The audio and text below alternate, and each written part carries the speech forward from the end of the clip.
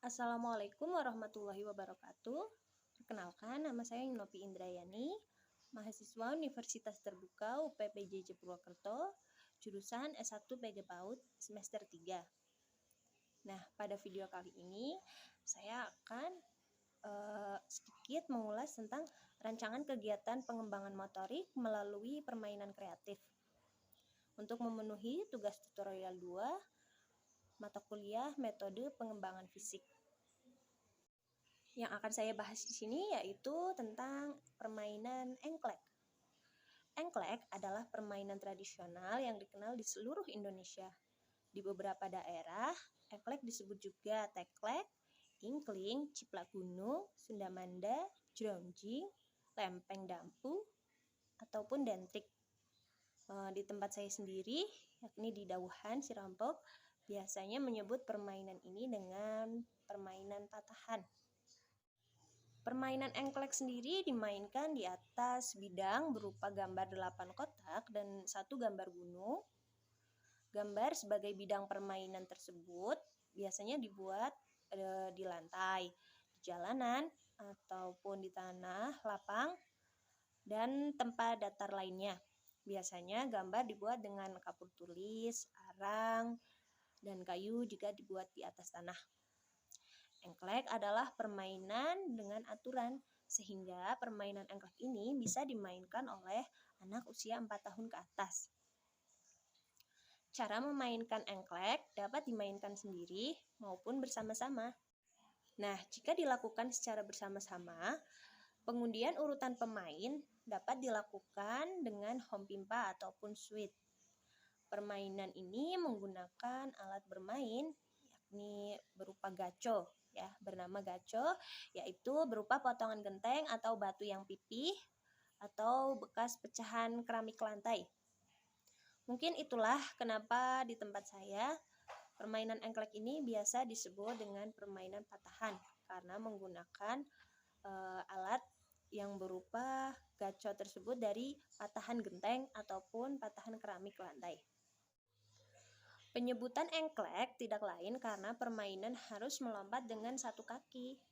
Engklek artinya melompat dengan 1 kaki. Dalam permainan selanjutnya, pemain akan melempar gacok ke kotak kedua, ketiga, dan selanjutnya, sampai dengan selesai. Jika pemain sudah menyelesaikan semua kotak, pemain harus melempar gacok ke gunung dan mengambilnya dengan badan membelakangi gunung. Kalau berhasil mengambilnya, artinya permainan sudah selesai.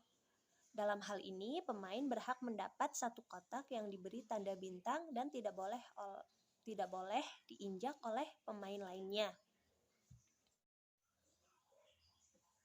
Pergantian pemain terjadi jika gaco masuk ke kotak yang salah atau pemain menginjak batas-batas kotak yang lumayan sempit. Pemenang dalam permainan ini adalah pemain yang memiliki bintang terbanyak.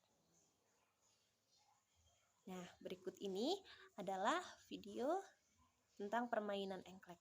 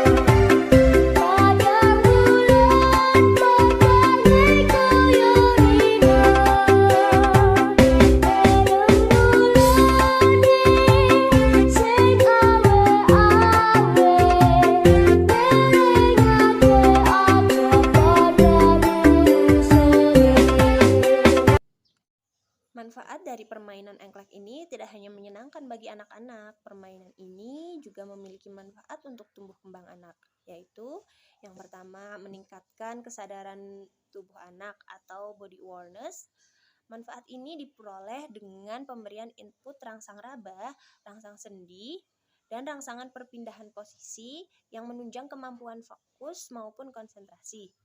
Jika body awareness tidak dilatih, maka dapat menyebabkan anak hiperaktif atau malah malas-malasan, sensitif, serta emosi yang tidak stabil. Manfaat yang kedua yaitu melatih koordinasi mata, tangan, dan kontrol gerak. Dan manfaat yang ketiga yaitu melatih kemampuan perencanaan gerak dan kemampuan dalam eksekusi gerakan sesuai dengan perubahan konsep main. Manfaat selanjutnya yaitu melatih keseimbangan tubuh dan postural untuk menunjang kemampuan duduk tenang saat belajar. Dan yang terakhir yaitu melatih kemampuan visual spasial dengan memperhatikan setiap bentuk, ruang, dan garis saat melompat. Nah, itu tadi permainan engklek yang sudah kita bahas ya. Selanjutnya, untuk kegiatan pengembangan motorik melalui permainan kreatif yang saya praktekkan juga ada, yakni lompat sepatu. Konsepnya hampir sama atau hampir mirip dengan engklek atau patahan. Ini didesain secara sederhana, yakni dengan menyusun sepatu dalam satu garis lurus yang diberi jeda tiap lompatan, dan sepatu disusun. Jika sepatunya disusun menghadap ke depan, maka tubuh kita ketika melompat harus lurus ke depan. Nah, ketika sepatunya menghadap ke kanan, maka saat kita melompat, tubuh kita menghadap ke kanan. Begitupun sebaliknya, jika sepatunya menghadap ke kiri, maka kaki kita juga menyesuaikan agar tubuh kita menghadap ke kiri. Nah, saat sepatunya disusun cuma satu, maka yang kita melompatnya dengan satu kaki, dan satu kakinya lagi menggantung, seperti itu. Permainan ini pun sama dengan bermain engklek yang seperti tadi kita sudah simak bersama ya.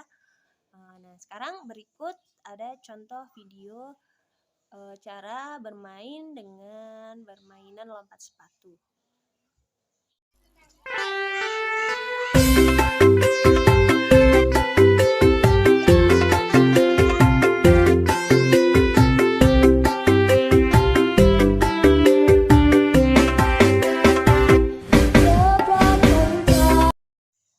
Nah, itu tadi video-video tugas tutorial 2 dari saya. Semoga bermanfaat. Kurang lebihnya saya mohon maaf. Wassalamualaikum warahmatullahi wabarakatuh.